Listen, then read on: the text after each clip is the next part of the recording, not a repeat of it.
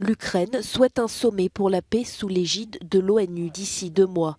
Lors d'une interview pour l'agence de presse américaine AP, son ministre des Affaires étrangères a indiqué qu'il n'était pas favorable à la présence de la Russie, sauf si elle acceptait de comparaître pour crimes de guerre. Nous visons la fin du mois de février, lorsque la guerre entrera dans sa 2e année, ou devrait entrer dans sa 2e année. Nous pensons que le siège des Nations Unies pourrait être le meilleur endroit pour accueillir ce sommet, car il ne s'agit pas de faire une faveur à certains pays, il s'agit vraiment d'inclure tout le monde. Kiev soumet aussi toute négociation avec son belligérant à la récupération totale de son territoire, notamment la Crimée, annexée par Moscou en 2014. Nous ferons tout ce qui est en notre pouvoir pour que l'année prochaine soit une année de victoire ukrainienne.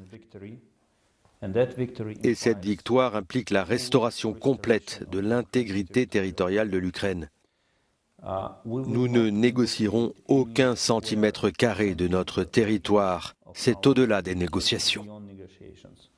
De son côté, Moscou maintient qu'elle ne suivra pas les conditions fixées par les autres et qu'elle ne lâchera pas les territoires qu'elle occupe. S'adressant à l'agence de presse russe TASS, Sergueï Lavrov a répondu que Kiev connaissait les propositions russes concernant la démilitarisation et la dénazification de l'Ukraine, et que si elle ne s'y pliait pas, l'armée russe déciderait de la suite à donner. Après plus de 10 mois de guerre, la paix ne paraît pas se rapprocher. Kiev presse les Nations Unies d'écarter Moscou de son Conseil de sécurité. Le président russe a déclaré qu'il n'y aurait aucune limite de dépenses dans le cadre des efforts déployés pour atteindre les objectifs de la Russie en Ukraine, tandis que de récentes manœuvres au Bélarus ont fait craindre une nouvelle offensive par le nord.